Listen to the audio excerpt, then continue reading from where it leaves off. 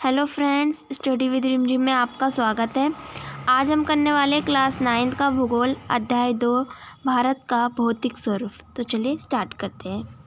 तो सबसे पहले हम जानेंगे भारत को भौगोलिक आकृतियों के आधार पर 6 भागों में बांटा गया है।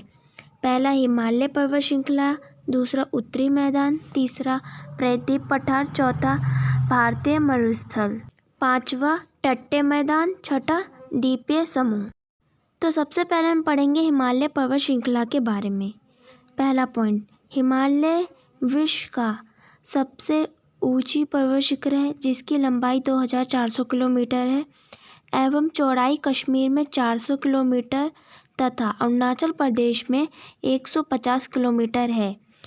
यह पर्वत श्रृंखला पश्चिम पूर्वी में सिंधु से लेकर ब्रह्मपुत्र नदी तक फैली है। इसकी पश्चिमी भाग की तुलना में पूर्वी भाग ज़्यादा विभिन्नताएं पाई जाती हैं। तो श्रृंखलाएं जो है हिमालय की, उसको 3 रूपों में बांटा गया है: महान हिमालय, निम्न हिमालय और पहाड़ी हिमालय। तो हम सबसे पहले महान हिमालय के बारे में पढ़ेंगे।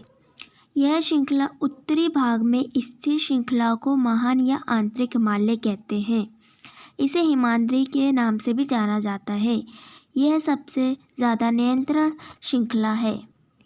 यह 6000 मीटर की औसत ऊंचाई वाला सबसे ऊंची शिखर है। हिमालय का यह भाग क्रोट ग्रेनाइट से बना है।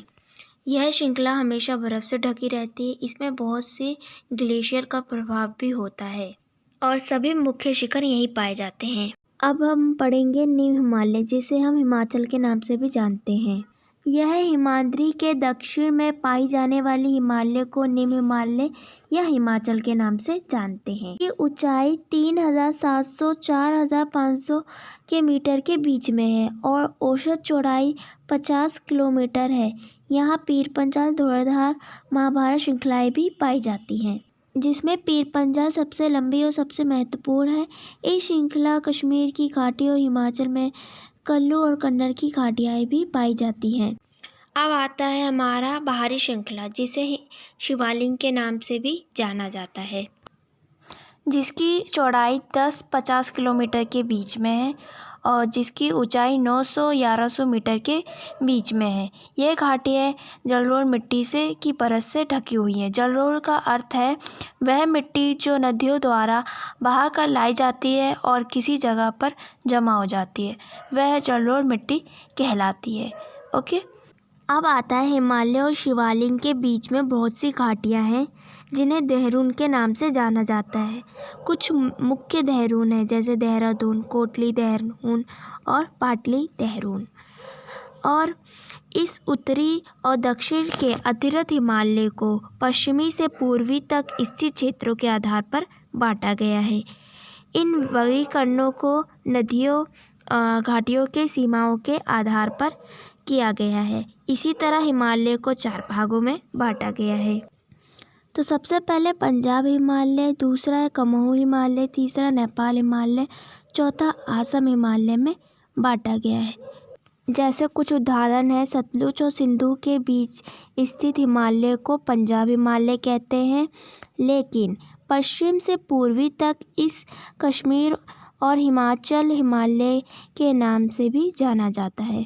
सतलुज और काली नदी के बीच स्थित हिमालय के भाग को कुमाऊं हिमालय के नाम से जाना जाता है। इसी तरह काली और तीस्ता नदी के बीच में हिमालय को नेपाल हिमालय के नाम से जाना जाता है। तीस्ता और दिहांग नदियों के बीच को असम हिमालय कहते हैं और ब्रह्मपुत्र हिमालय की सबसे पूर्वी सीमा बनती है। दिहांग महाखंड के बाद हिमालय दक्षिण की ओर एक तीखा मोड़ बनाते हुए भारत की पूर्वी सीमा के साथ फैला हुआ है। इन पूर्वांचल यानी पूर्व की तरफ जो ये सभी पहाड़ियाँ बने हुए हैं, इनको पर्वत श्रृंखलाओं के नाम से जाना जाता है और यह पहाड़ियाँ उत्तर पूर्वी राज्यों से होकर गुजरती हैं और मौजूद बलुई यानी कि जो बालू होता है, ये बालू के पत्थर जो अफसाती शैली हैं से बनती हैं। ये पहाड़ ये घने जंगलों से ढकी है तथा अधिकतर समांतर श्रृंखलाओं एवं घाटियों के रूप में फैली है, जैसे नागा, मिजोरम तथा मणिपुर। पहाड़ियाँ शामिल हैं। अब नेक्स्ट वीडियो में हम उत्तर मैदान के बारे में पढ़ेंगे। वीडियो अच्छी लगी हो तो सब्सक्राइब करना, लाइक करना, शेयर करना, कमेंट करना, दोस्तों शेयर करना ना भूलना और सब्सक्राइब कर देना ताकि उत्तर मैदान की नोटिफिकेशन आप तक पहुंच जाए और बेल आइकन टच करना मत भूलना।